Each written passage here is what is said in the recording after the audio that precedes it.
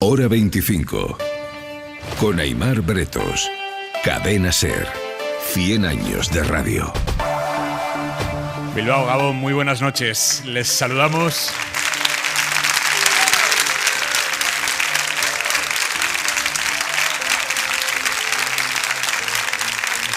A todos los oyentes de Radio Bilbao, a todos los amigos que nos acompañan en esta noche de lunes desde el corazón del Museo Guggenheim en Bilbao. Aquí a mi lado Daniel Bernabé. Bernabé, buenas noches. Buenas noches. Isabel Vega, ¿cómo estás? ¿Qué tal? Buenas noches. Y Juanjo Álvarez, muy buenas noches. Gabón, un aplauso para ellos, por favor.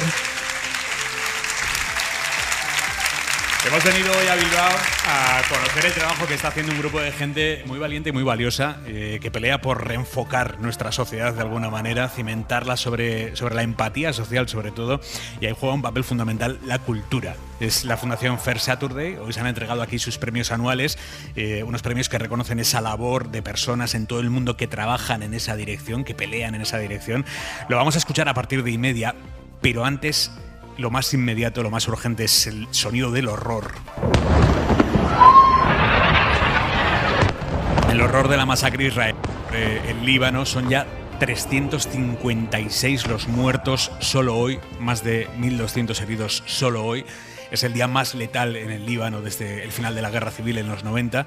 Entre los muertos hay por lo menos 24 niños, además de mujeres, trabajadores sanitarios. Pero Netanyahu justifica la ofensiva, lo ha hecho en un vídeo dirigido a los libaneses. I have a message for the people of Lebanon. Israel's war is not with you. Dice que la guerra no va con ellos, sino contra Hezbollah. De hecho, uno de los ataques de esta tarde en el sur de Beirut iba teóricamente dirigido contra uno de los altos cargos de la milicia de Hezbollah, que según acaba de decir el propio grupo libanés, está vivo, ha sobrevivido al bombardeo. Igual que hace en Gaza, el ejército israelí ha estado enviando de forma masiva este mensaje que van a escuchar a los móviles de los libaneses, avisándoles de que se alejen de las zonas controladas por Hezbollah porque el ataque iba a ser inminente. Esto ha provocado un éxodo masivo de miles de familias. Líbano ahora mismo es sangre y caos, con ese éxodo interno. La misión de la ONU allí en el Líbano advierte de que atacar civiles es un crimen de guerra, pero ya hemos visto la capacidad de la comunidad internacional para presionar de una manera efectiva a Netanyahu, que es cero. Y hay una derivada más de todo esto que nos toca directamente, y es que ahora mismo en el Líbano hay desplegados 650 militares españoles. Están además en la zona del sur del país. Han tenido que reforzar las medidas de protección, han suspendido las patrullas, están metidos dentro de búnkeres. Desde que hubo las explosiones se han suprimido las patrullas, están haciendo los actos absolutamente indispensables y tomando todas las medidas de seguridad. Insisto, no hay ningún herido, no hay ninguna baja dentro de lo que es el contingente español, y al contrario están tomando todas las medidas de precaución, y siempre el mensaje que me lo transmiten siempre, pero muy en particular estos últimos días y hoy hace escasamente una hora, están con la moral muy alta y teniendo en cuenta todas las medidas de seguridad. El gobierno condena los bombardeos de hoy, aconseja a los españoles que abandonen el Líbano y aseguran desde el Ministerio de Exteriores que tienen preparado un plan de evacuación de civiles en caso de que hubiera que activarlo, en caso de que la circunstancia lo exija. Es lo que nos dicen a esta hora desde el Ministerio. Juanjo Álvarez, catedrático de Derecho Internacional, recurro a ti, como siempre en estos casos. Da la sensación cada vez más obvia de que, Netanyahu ha visto que no tiene consecuencias lo que está haciendo en Gaza y por lo tanto tiene vía abierta para empezar a hacerlo también en el Líbano. Se ve fuerte para meterse ahí. 2, está aprovechando el impasse político que se ha generado en Estados Unidos con un Biden de salida y medio cao.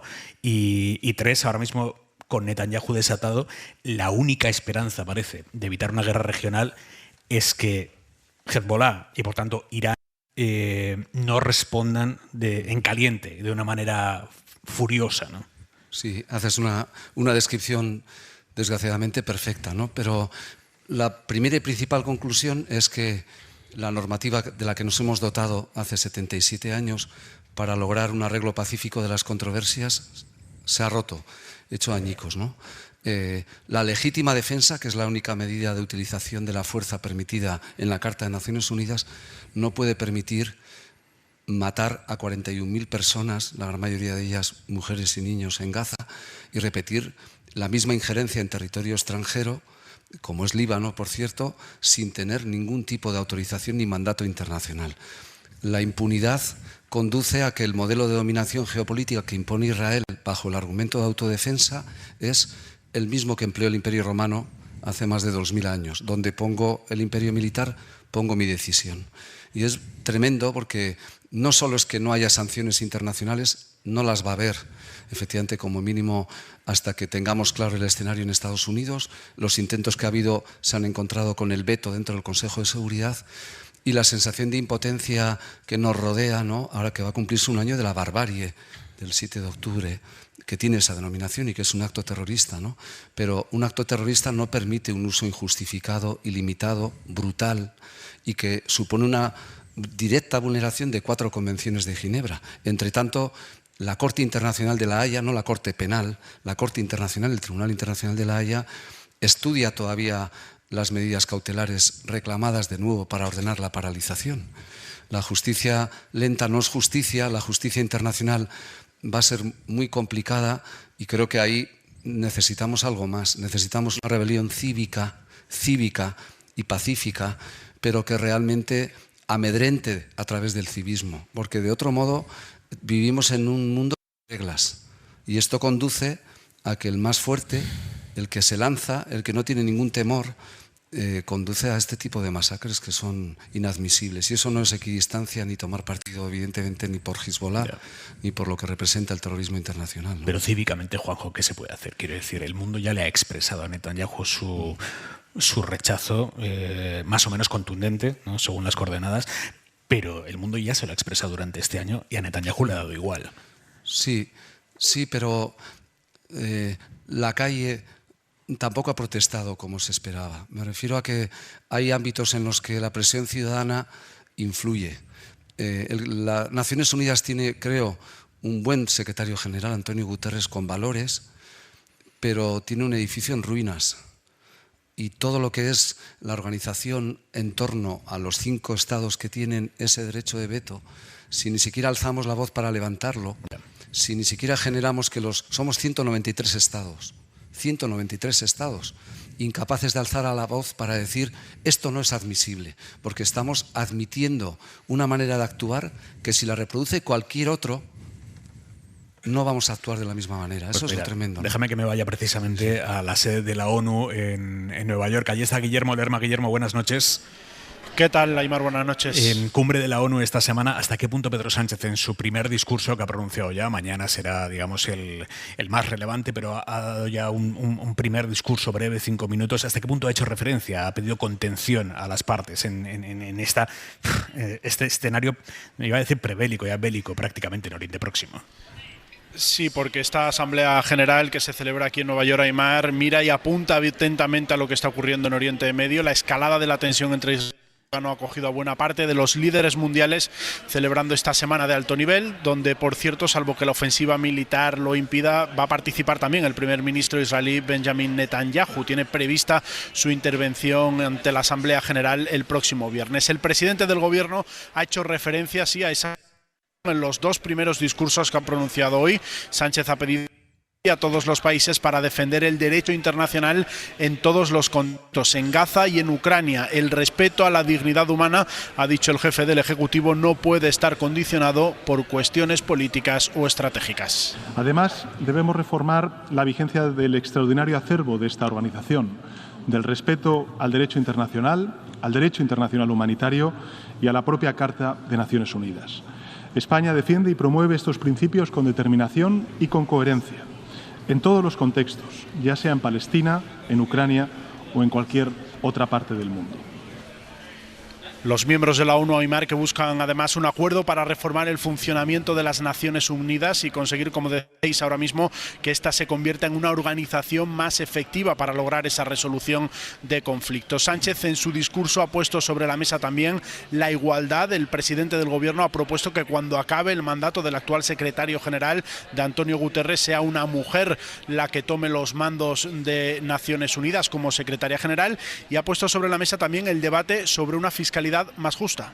Y todo ello tiene que venir acompañado de una fiscalidad más justa, de políticas tributarias más eficaces y también más transparentes, que impulsen la movilización de recursos domésticos, de medidas como un impuesto mínimo global sobre las grandes fortunas Esta semana, Aimar, la semana de alto nivel aquí en Nueva York, va a suponer la apertura de muchos debates. Mañana, por ejemplo, como decías, el presidente va a participar en un acto organizado junto al presidente de Brasil, Lula da Silva, para plantear medidas que hagan frente a los riesgos, a las amenazas de la democracia. Se va a hablar, por ejemplo, de la desinformación o de los bulos. Gracias, Guillermo. Buenas noches. Buenas tardes. Hasta luego, buenas noches. Escuchábamos al presidente hablar de ese impuesto mínimo para las grandes fortunas. Precisamente hoy, con motivo de esta cumbre, Oxfam ha emitido un comunicado con un dato que es brutal, y es que el 1% de las personas más ricas de este mundo acumulan más riqueza que el 95% de la población mundial, ¿no? La hiperconcentración de capitales no es una sorpresa, pero es una vergüenza. Es una vergüenza a un nivel justo de reparto de la riqueza, pero que yo creo que tiene un componente político histórico muy importante que tenemos que comprender, ¿no? Alrededor de 3.000 familias controlan el 13% del Producto Interior Bruto mundial. Para que nos hagamos una idea, la Unión Europea controla el 18%. ¿De acuerdo? Por 3.000 familias en el mundo que controlan el 13%. El 13%, y un ente como la Unión Europea representa el 18%.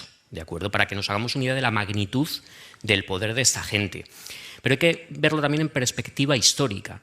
En 1987 controlaban solo el 3%. ¿De acuerdo? Es decir, en 4 décadas han aumentado 10 puntos la capacidad que tienen de controlar riqueza. Evidentemente es gente que tiene un poder corporativo enorme, pero es que además controlan mercados clave. Toda esta riqueza les viene de los superbeneficios, es decir, de conseguir construir fosos alrededor de sus empresas o mercados, para que sean solo ellos, por ejemplo, en el comercio de semillas, los que controlen en zonas determinadas del planeta su producto. No tienen competencia, ¿de acuerdo? Además es gente que utiliza su enorme poder para fomentar la evasión fiscal. No pagan impuestos, ¿de acuerdo? No solamente no pagan impuestos, sino que están desarrollando constantemente estrategias para saltarse las nuevas leyes que van surgiendo, ¿no? Y además son los principales inversores de la economía financiarizada, ¿de acuerdo? ¿Esto qué quiere decir? Hay una parte de la economía real que es aquella que produce cosas y que además también necesita trabajadores y trabajadoras, y una economía dependiente de las finanzas que es puramente especulativa. ¿En qué notamos esto nosotros? Pues, por ejemplo, en este país, con el elevadísimo precio de la vivienda y del alquiler, porque 2/3 de la riqueza mundial se han ido en las últimas décadas al suelo urbano. ¿Por qué? Porque han descubierto que especulando con el tema de la vivienda consiguen, digamos, incluso llevar a los países la capacidad extractiva, a países desarrollados que antes solamente tenían en países del tercer mundo, ¿no? Pero todos estos problemas yo creo que hay que verlos en su contexto histórico. Es decir, todo esto empieza en los años 80, final de los 70, principio de los 80, con la llegada de lo neoliberal, que para muchos de nosotros parece que solo fue una doctrina económica y fue mucho más. Realmente esto lo demuestra, fue una restauración victoriana a los valores y al estado de la sociedad previo a la Segunda Guerra Mundial. Es decir, a que el poder estuviera concentrado en unas pocas manos. Ahora bien, y esto creo que es lo más importante y lo que tenemos que tener en cuenta, esto ha sido la primera fase. La concentración, la ruptura de reglas, la capacidad de acumular mucho poder en estos últimos 40 años. Yo creo que ahora vamos a entrar en una segunda fase, si no lo impedimos, que es la de la emancipación política. Esta gente que ha conseguido mucho poder económico y a otros niveles como estamos viendo, creo que están en el punto de que ya no les interesa solamente acumular más dinero, sino que quieren emanciparse de la sociedad saltándose las reglas comunes. Y esto lo podemos ver, por ejemplo, en esta corte de millonarios que en Estados Unidos están apoyando a Trump, ¿no? Que, por cierto, y esto como contrapunto y para acabar, ¿cómo se les gana? Bueno, pues se les gana un poco con arrojo y con capacidad de poner las cosas en su sitio. Lula en Brasil ha conseguido que Musk ceda. ¿De acuerdo? Los estados, cuando se ponen serios, al final esta gente sí tiene necesidades económicas y le han dicho: usted cumpla las leyes de Brasil o usted se va.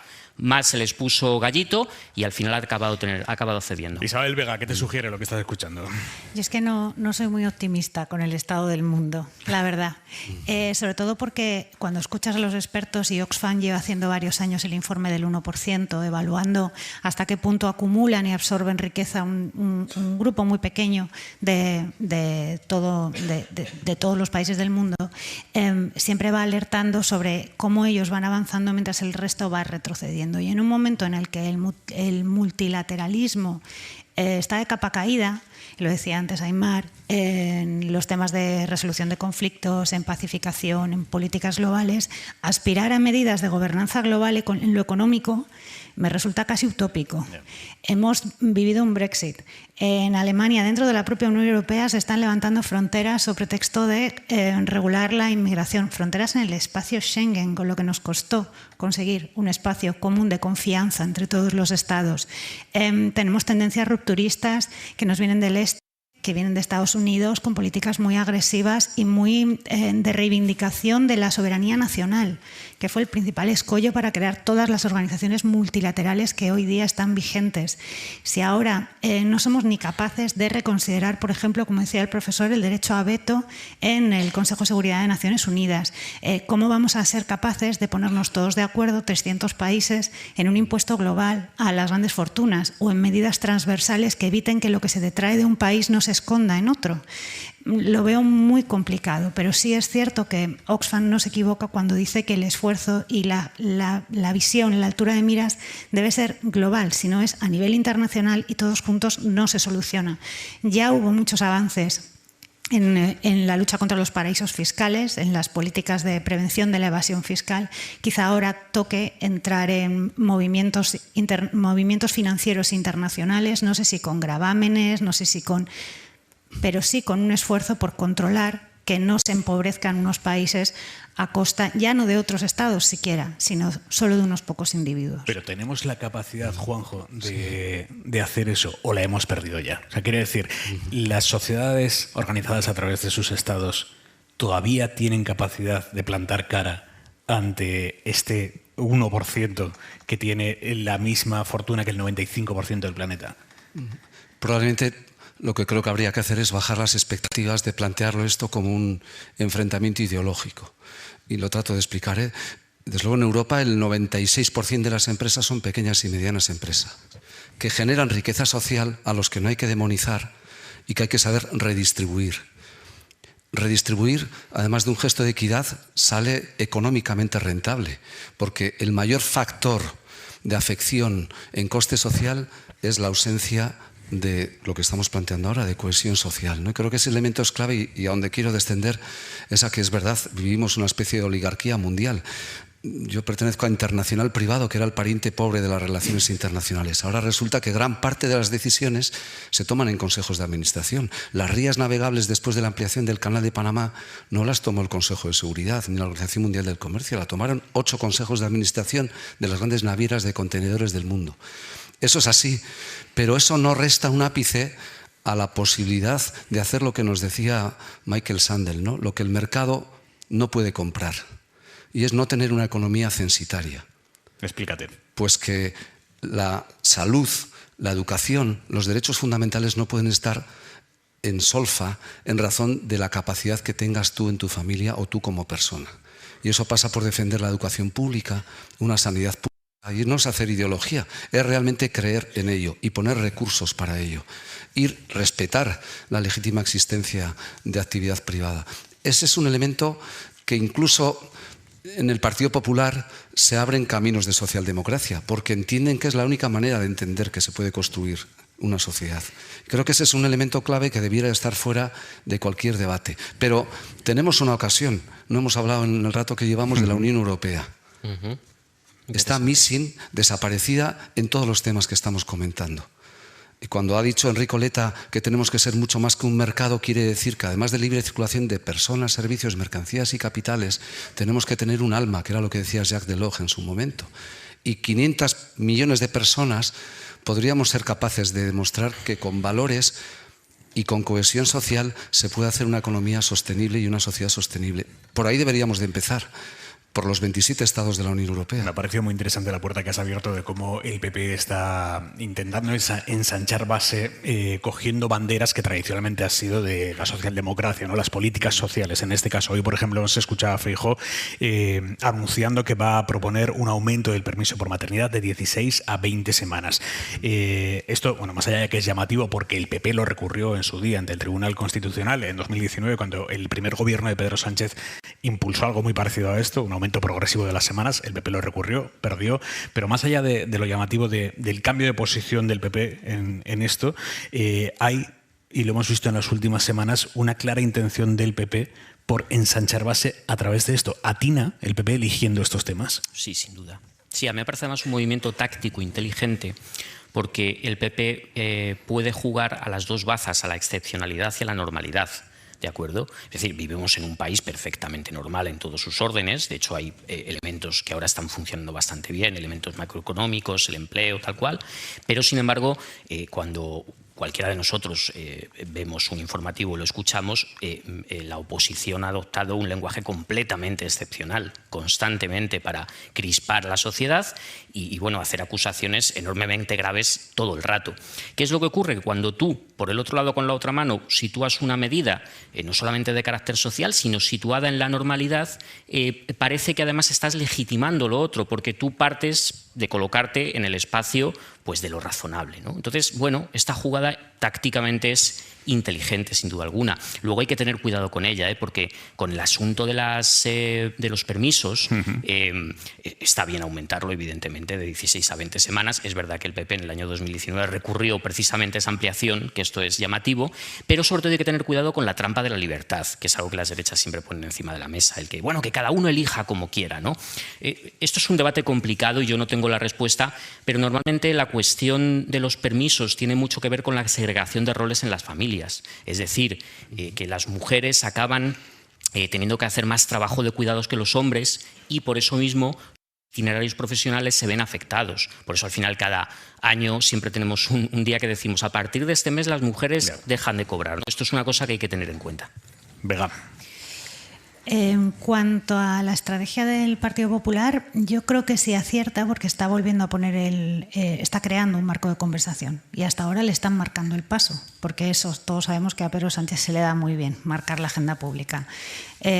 Recupera la bandera de las familias y habla de las cosas del comer, del día a día, de cosas que los ciudadanos pueden entender. Esto ya no es el debate de Cataluña, esto ya no es la situación en Venezuela. Vamos a hablar de la conciliación, vamos a hablar de la gratuidad de las guarderías, vamos a hablar de los permisos parentales. En cuanto a además es que estamos en un momento muy divertido porque la debilidad parlamentaria del gobierno es tal que el PP puede jugar muchas bazas en la negociación de tú a tú con otros grupos parlamentarios. Es que la ampliación del permiso a 20 semanas es un pacto de legislatura de Sumar con el PSOE. Es que eso está por escrito, está firmado. Es una de las bases del gobierno de coalición.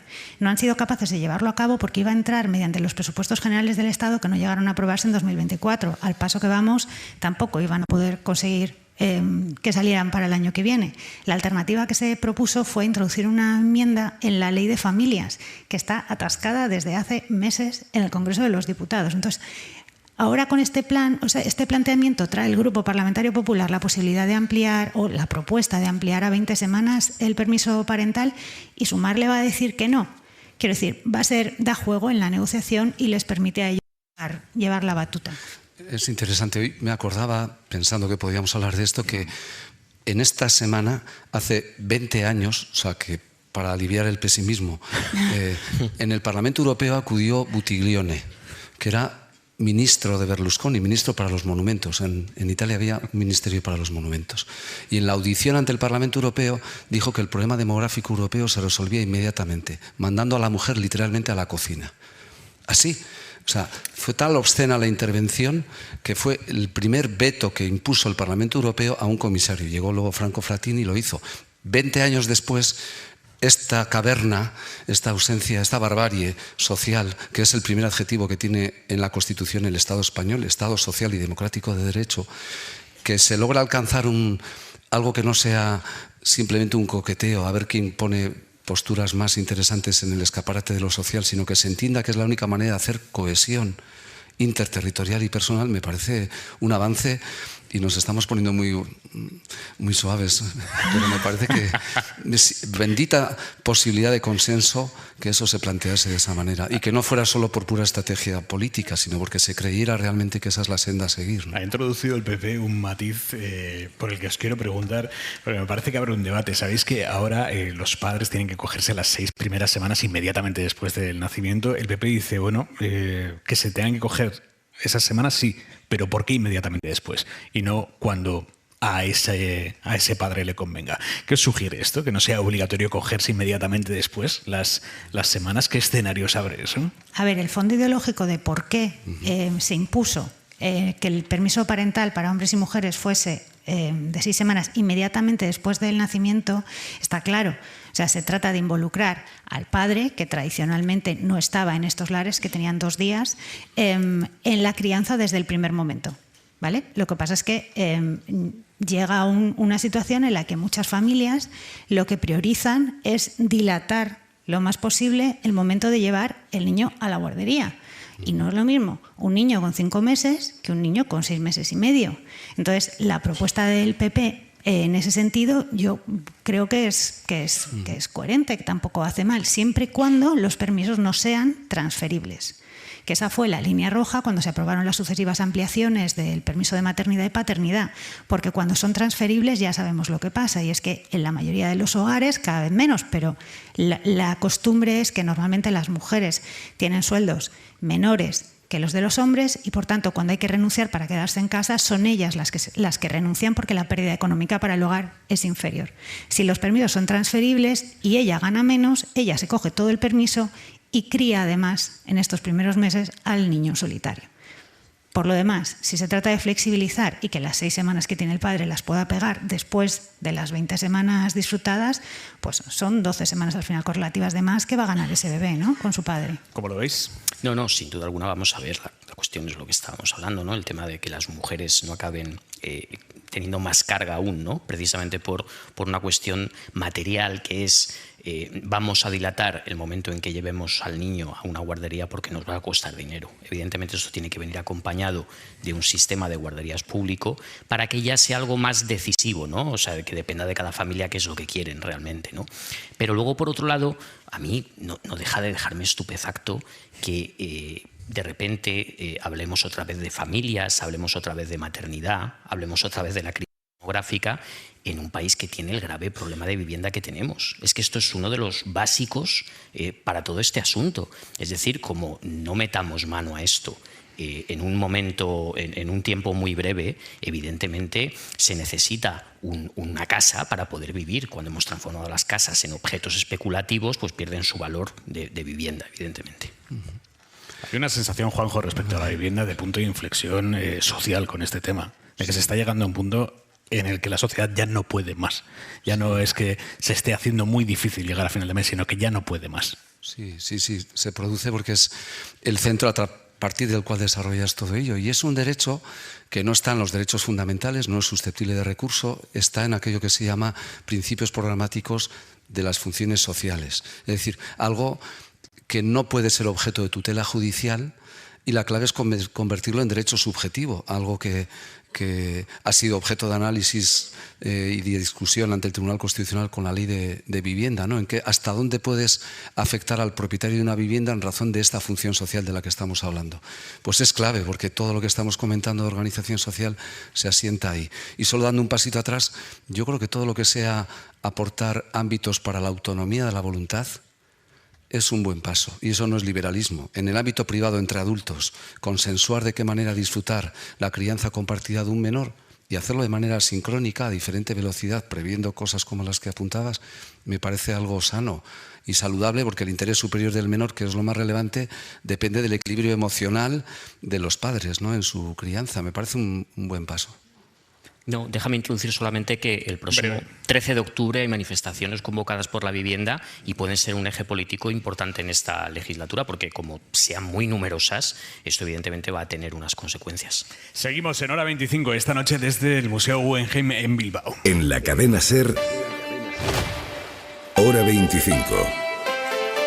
Aimar Bretos.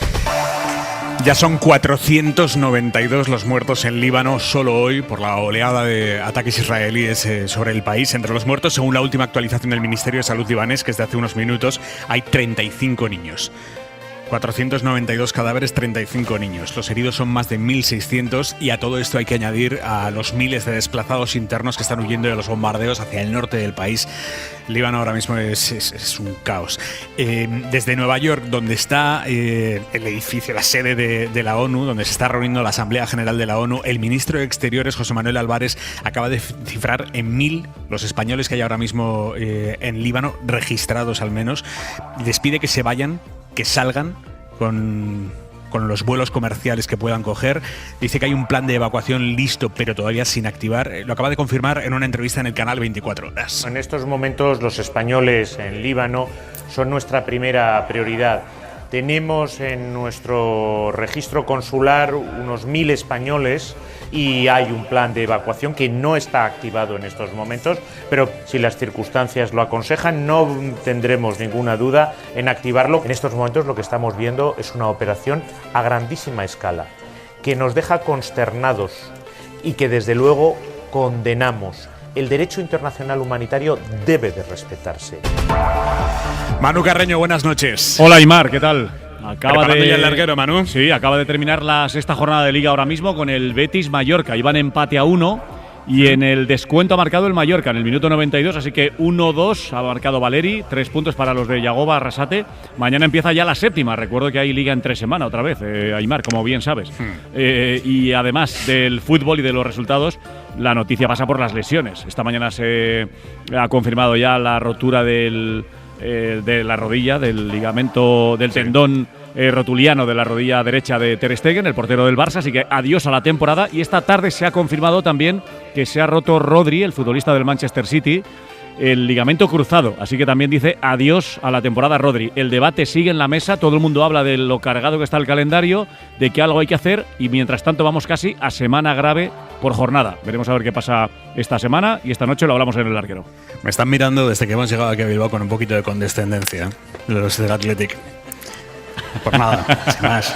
No pasa nada. Siempre hay buen rollo. En los derbis vascos siempre hay buen rollo, Aimar. Eso es. Además, la Real de aquí a mejor. Ya solo puede ir a mejor. Eso solo puede mejorar. Sí, efectivamente. Venga, Manu, agur. Un abrazo, agur. Chao. La ropa para mañana, Jordi Carbó, buenas noches. Buenas noches. Ropa que nos abrigue un poco a primeras horas de la mañana. Va a hacer fresco, pero durante la tarde al sol, ambiente cálido, incluso un poco caluroso en el Mediterráneo, donde nos acercaremos a los 30 grados. Todavía algunas tormentas mañana en la mitad este de Cataluña y en Baleares. Y se empieza a notar ya un cambio que va a dar protagonismo los próximos días al Atlántico. El primero, la próxima noche, en Galicia, también aquí en el Cantábrico, algunos chubascos, pero cuando salga mañana el sol, desaparecerán, pero todo apunta que a medida que avance la semana, en toda la fachada atlántica y en algunos momentos en el Cantábrico, la lluvia y el viento van a ganar protagonismo. Hasta mañana, Carbón. Adiós. Comisiones Obreras ha puesto cifras hoy al cachondeo de las horas extra no pagadas por las empresas en España. Según los cálculos de este sindicato, que es verdad que es parte, Comisiones Obreras es parte, todo lo que tiene que ver con lo laboral, pero en esto de los cálculos es serio, también es una parte seria, digamos. Comisiones Obreras calcula que las empresas se apropian de 3.254 millones de euros anuales por las horas extra que no pagan. De media, los trabajadores que hacen horas extra no pagadas trabajan 6 horas a la semana por la cara, 6,3 horas a la semana, sin cobrar por ellas, sin cotizar por ellas. Con lo que eso quiere decir, ya no solo de lo que no ingresas, sino de lo que dejas de cotizar para un futuro. Claro, esto nos lleva a un debate. Ya no solo es que haya que reducir la jornada laboral, que es el debate abierto ahora mismo entre el gobierno, sindicatos y patronal, sino que habrá que reforzar el control de que se cumpla lo que viene en el contrato, Bernabé. Sí, no, efectivamente, porque las cifras además provienen de la EPA y del INE, o sea que son de alta fiabilidad, una encuesta que se hace en 70.000 hogares, ¿no? Claro, ¿cuál es la cuestión? Fíjate que esto afecta a 400.000 personas todos los meses. No necesariamente las mismas, sino que cada mes afecta alrededor de 400.000 personas, ¿no? Es un perjuicio claramente para el trabajador, pero claro, también para los ingresos públicos, ¿no? Porque se deja de ingresar en Seguridad Social y en IRPF, un beneficio que va además íntegro al empresario, ¿no? Con esta cantidad de horas extras no pagadas se podrían crear 70.000 puestos de trabajo a tiempo completo, ¿no? Para que también tengamos idea de la magnitud, ¿no? Y además es curioso porque, aunque esto es transversal a muchos sectores, hoy hablaba por la tarde con el Departamento de Estudios, ¿no? Para que explicara un poco mejor el informe, y me decían que han notado que afecta especialmente a sectores como las finanzas, la consultoría, la informática, sectores de cuello blanco, ¿no? Que bueno, pues es muy interesante, sobre todo habiendo entrado en el 2021 la ley del control de tiempo. Esto nos indica que la cosa no va peor, pero tampoco va mejor. Es decir, que en muchas empresas, en algunas empresas, el jefe te dice, pon la tarjetita y luego sigue trabajando. ¿De acuerdo? Esto es lo que está pasando. ¿Cómo se soluciona esto? Claro, evidentemente se soluciona con el interés de los empresarios que lo hagan bien, pero por si eso no pasa, tendrá que entrar... Por si no son proactivos. Por si no son proactivos, evidentemente, y no siguen las sinergias de la legalidad laboral, pues hay que tirar de la inspección de trabajo, ¿no? Que la inspección de trabajo tenga realmente la capacidad de controlar esto. Pero no controlar únicamente de una manera presencial, sino que hay incluso métodos mediante el Big Data. Es decir, esto se puede ver si, por ejemplo, las señales de móviles en determinadas empresas localizadas en determinadas torres, de repente no se han ido. Pero no lo había pensado, o con el consumo de Internet. Es que Comisión sobre estas cosas las piensa muy bien. Entonces me lo decía esta tarde. Bueno, y no, es que eso se puede ver de una manera... Ibas a revelar tu fuente. Sí, no. Más que nada porque creo que también hay que tener en cuenta una cosa, que donde hay presencia sindical esto pasa menos, ¿de acuerdo? ¿Cuál es la conclusión política? Hombre, que con los márgenes de las empresas en máximos, como estamos, y viendo esto de las horas extras, cada vez que se pide a los empresarios que asuman un esfuerzo en bajar las horas o en subir los sueldos, que no nos digan que no. A ver, escuchábamos antes al presidente del gobierno, Pedro Sánchez, de Nueva York. Con Sánchez allí, el gobierno ha empezado a ponerse la venda antes de la herida, Isabel Vega, ante la previsible nueva derrota que previsiblemente va a acumular este jueves cuando se vote la senda de estabilidad, ¿no? Todo apunta a que Junts la va a tumbar. No ha debido de servir la conversación que han mantenido este fin de semana en Bruselas Santos Cerdán y Puigdemont. Todo apunta a que la va a tumbar, y sin los 7 votos de Junts esa senda de estabilidad no sale adelante. Hoy hemos visto cómo el Gobierno y el PSOE han empezado a enviar o a dirigir todos sus mensajes hacia el PP diciendo, oiga, habrá momento de hacer oposición, pero si ustedes no me aprueban esta senda de estabilidad, las comunidades, los ayuntamientos en los que usted gobierna, muchísimos de ellos, van a tener 12.000 millones de euros menos para invertir en políticas públicas. Pero no parece que este mensaje vaya a hacer mucha mella en el Partido Popular, Isabel. Bueno, vaya por delante que como no ha habido ni luz ni taquígrafos en lo de Ginebra, yo con Junts siempre me espero un último giro dramático de guión. Quiero decir, igual han salido de allí con un acuerdo bajo el brazo y estamos otra vez jugando estos teatros a los que ya estamos acostumbrados durante todo lo que va de legislatura, ¿no? Que nada es lo que parece. Bueno, ¿por qué no? Si es que allí dentro no había nadie. No era una sala en el Congreso de los Diputados, no era un debate abierto parlamentario en la sede de la soberanía popular, era una habitación en el extranjero. Y nos han trasladado lo que nos han querido trasladar, de lo que allí se ha cocido, ¿no? Entonces, bueno, yo lo dejo ahí. Con Junts, la experiencia de los últimos, sobre todo los últimos meses, me indica que no hay que dar nada nunca por sentado. Y en cualquier caso, el Gobierno debe ser que tampoco lo da todo por sentado, porque está efectivamente jugando en esa dualidad.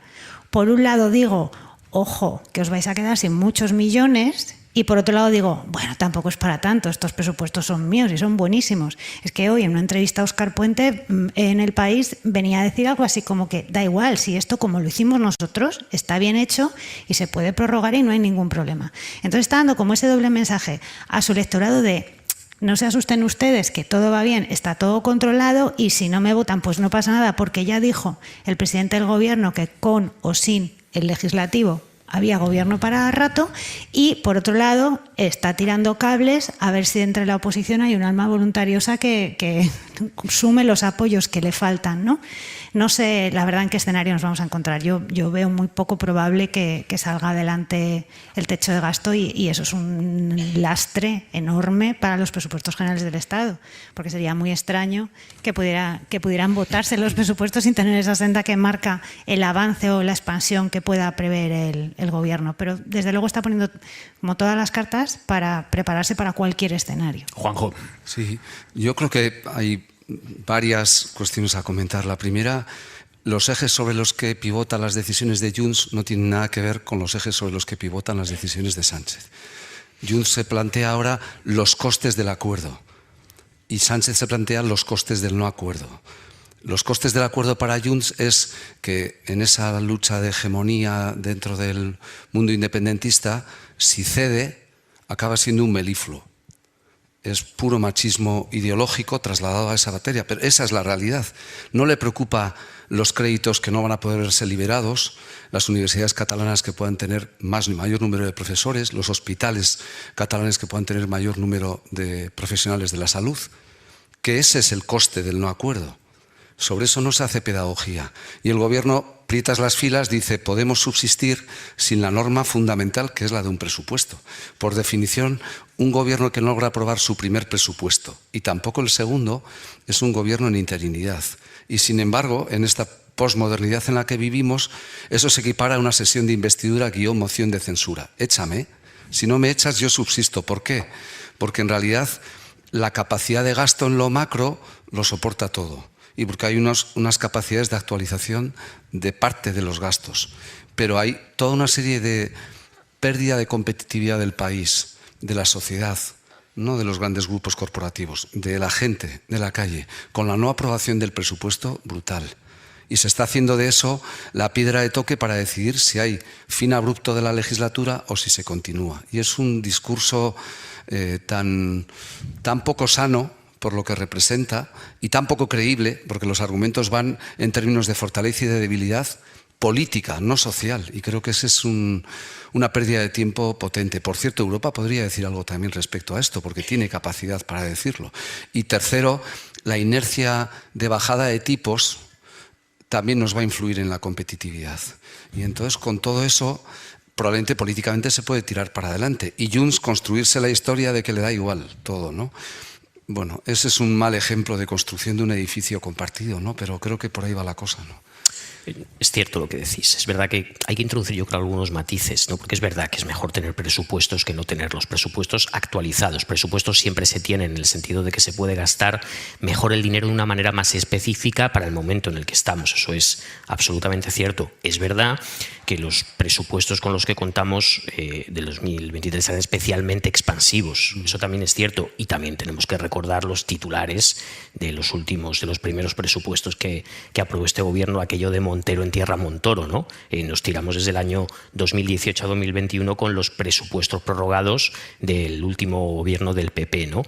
Lo obvio aquí es que hay dos factores en la ecuación que fallan. Uno de ellos es Junts. Junts está fallando en la ecuación de la gobernabilidad del país y Junts, y vamos a decir más específicamente incluso Puigdemont, ¿no? Habría que ver qué ocurriría, a pesar de que es un liderazgo marmóreo y parece que nadie se lo cuestiona, pero esto es obvio, ¿no? Ahora bien, estamos hablando de 12.000 millones de euros de ampliación para las comunidades autónomas y a mí también me llama mucho la atención. El PP monta la bronca por la financiación autonómica y luego desprecia 12.000 millones. Esto es para hacérselo mirar. Claro, lo que pasa es que en un momento en el que el PSOE intenta, no sé si seducir, yo creo que el PSOE no cuenta y sabe que no va a contar con los votos del PP, pero esta semana la han empezado con el mensaje de oiga PP, su responsabilidad, vótenos. En un momento así, hoy la portavoz socialista, Esther Peña, se ha referido así a Alberto Núñez Feijóo. El señor Feijóo se ha convertido en ese cuñado cenizo, tristón, con un punto de amargura que cada vez que te ve dice que la vida da asco, ¿verdad? Claro, luego vas a pedirle los votos. Está cuesta arriba el tema. Está fatal. Está fatal. Está fatal. Déjame que te diga que es a mí Feijóo siempre le he encontrado un parecido muy notable con Buster Keaton, el actor de cine clásico. La cara de palo que se le llamaba de Buster Keaton no movía, era impasible, ocurriera lo que ocurriera, pero yo soy un analista, no soy el portavoz del PSOE, del gobierno. Claro. Sí. Bien, vamos a hacer una pausa antes de seguir cavando más en este hoyo y volvemos en hora 25. Hoy hemos visto cómo los líderes territoriales del PP han vuelto a marcarle el paso a la dirección nacional del partido, amagando en público con movilizarse en la calle contra la financiación singular para Cataluña. Lo han planteado, insisto, en público, el valenciano Carlos Mazón y el murciano murciano Fernando López Miras. Si por perdonar injustamente a unos cuantos hemos explicado claramente en cualquier foro, incluso en el de la calle, la injusticia que eso signifique, imagínase cuando se trata de los derechos sanitarios, porque la financiación básicamente es la sanidad pública, ¿no? Por lo tanto, yo creo que son motivos más que suficientes para que la gente, desde luego, exprese en la calle su rechazo a una decisión que les va a perjudicar en el día a día de sus recursos, para sanidad, para educación. Unas movilizaciones en la calle que la dirección del PP no tiene en mente, no al menos por ahora, pero bueno, los varones o varios de los líderes autonómicos del PP han salido a plantear hoy esta opción, la de las manifestaciones a la calle, y la dirección nacional del PP ha salido a enfriar esa idea. ¿Veremos al PP en la calle por la financiación, Isabel? Veremos cómo evoluciona la negociación de la financiación y en qué queda. Yo creo que el liderazgo de Feijóo dentro del Partido Popular no está puesto en cuestión y no creo tanto que los varones estén intentando o le estén de facto marcando una agenda como que están teniendo ahora mucho protagonismo por toda esta estrategia de divide y vencerás que ha organizado el Gobierno con estas reuniones bilaterales con los presidentes autonómicos en el contexto de la financiación. O sea, de tener una negociación bilateral y a puerta cerrada con un partido de Cataluña a generar la necesidad de negociar uno por uno todos las propuestas o ideas o modificaciones o planes de financiación autonómica en lugar de llevarlo a la conferencia de presidentes. Y en estas idas y venidas es cuando empieza a aflorar la indignación de distintos presidentes autonómicos. Pues la primera que se pegó, por así decirlo, el calentón o el discurso más subido de tono fue Isabel Díaz Ayuso, cuando llegó a animar al resto de presidentes autonómicos a no asistir a una reunión en el Palacio de la Moncloa. Hoy Alfonso Rueda venía de hablar de hay que llevar el debate a las calles.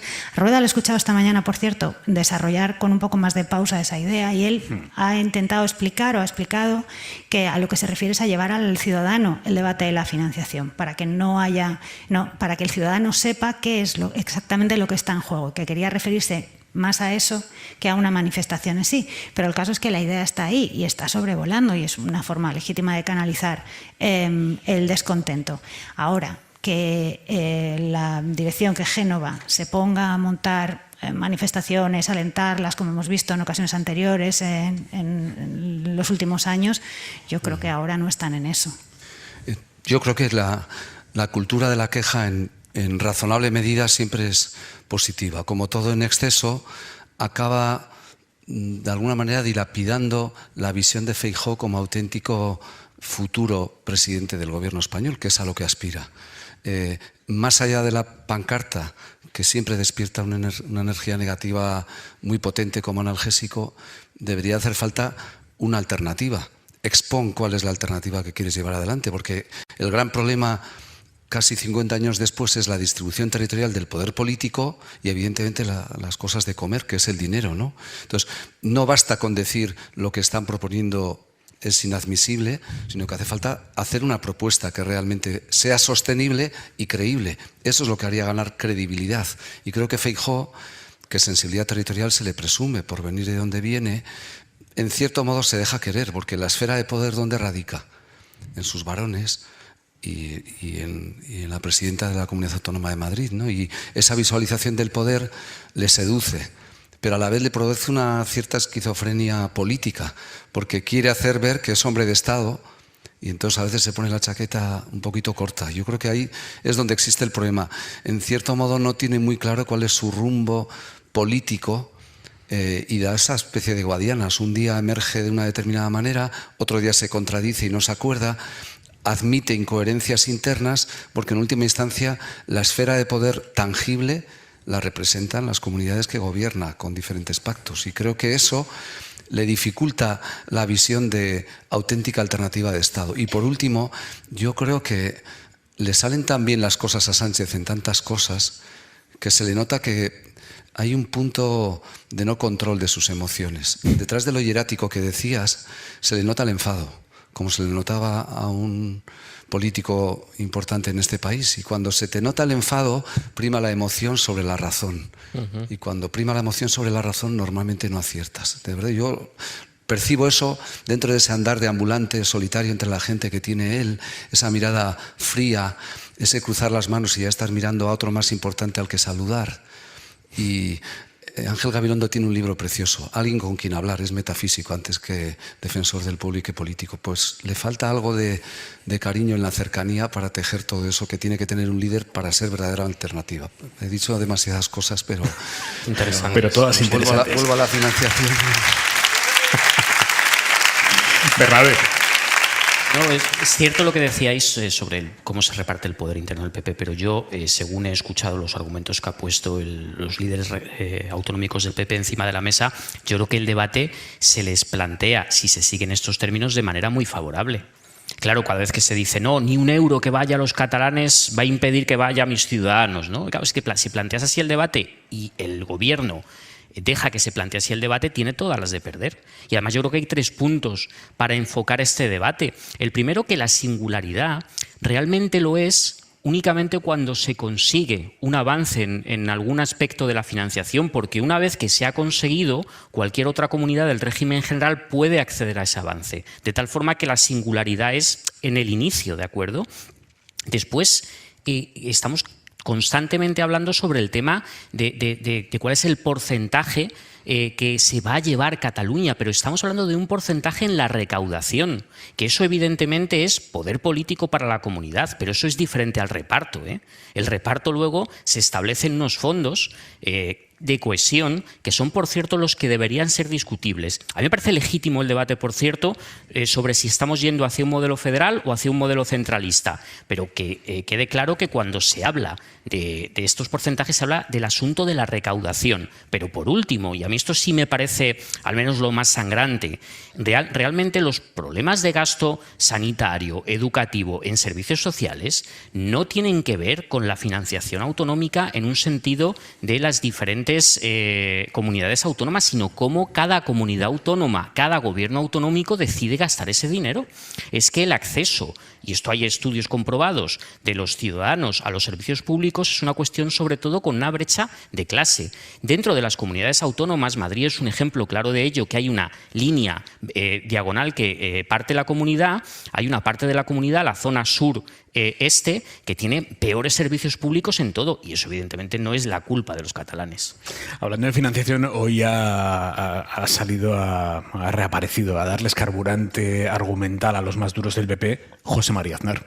La ejecutoria gubernamental revela hasta qué punto Moncloa es ya una delegación madrileña del secesionismo. Una vez completado con la amnistía el ciclo de la impunidad, los secesionistas mantienen con vida el gobierno para acabar el trabajo. Además, les une el pegamento de acción rápida, el objetivo de impedir cualquier posibilidad de alternancia. Moncloa es ya una delegación madrileña del secesionismo. Oh, se le ha puesto una voz de nodo tremenda.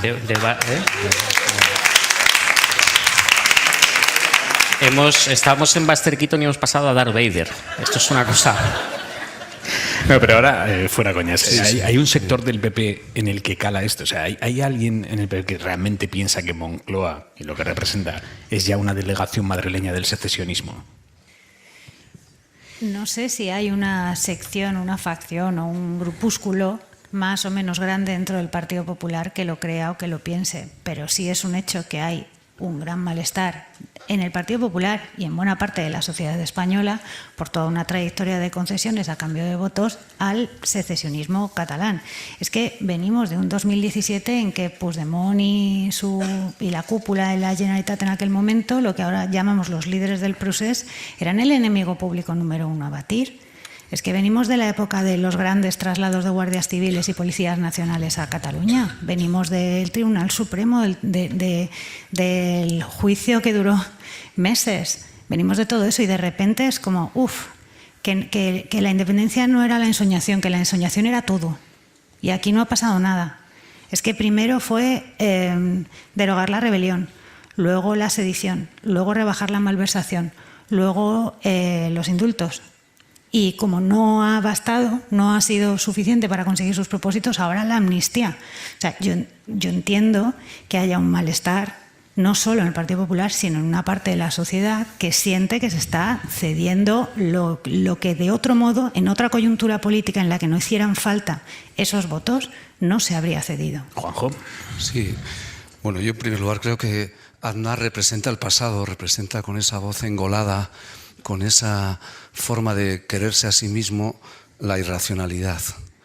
Y si ese discurso tan incendiario y tan belicoso es lo que Sennett dice, que la democracia es el arte de vivir en desacuerdo, yo me bajo de esa manera de entender, porque no está para dar lecciones ni de humildad ni de buen gobierno. Errores se cometen. Efectivamente, a mí, por ejemplo, la ley de amnistía me parece que su gestación no es nada afortunada, pero vamos a tener un tribunal constitucional al que, por cierto, ya están diciendo que a lo mejor no se le hace caso.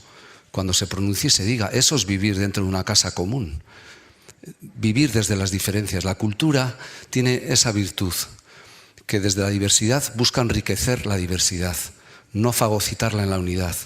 Y yo creo que eso es fundamental para entender así. A partir de ahí hay actitudes chulescas también en el mundo independentista que genera poca empatía. Pero desde luego, lecciones de un divismo tan supino como el de Aznar me parece que hacen un flaco favor para la vida en democracia. Me parece que no, que sobra desde ese ámbito. Juanjo Álvarez, Daniel Bernabé, Isabel Vega, muchísimas gracias a los tres. Gracias, buenas y noches. Muchísimas gracias a todos los oyentes de Bilbao, de la serie en Euskadi, que han venido a acompañarnos hoy aquí al corazón del Guggenheim en Bilbao. Es que ricasco y hasta la próxima. Gracias, Bilbao.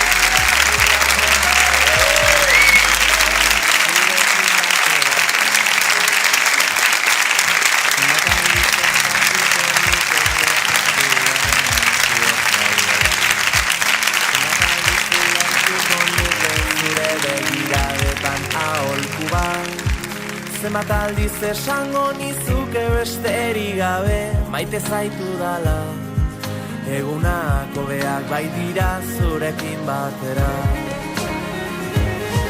Ta elkartuko gara berriro gure betiko lekuetan zabalduko ditugu besoak besarkatuz gure arimak ta amestuko dugu gauean oraindik gelditzen zaiguna egunako behar baitira zurekin batera zurekin batera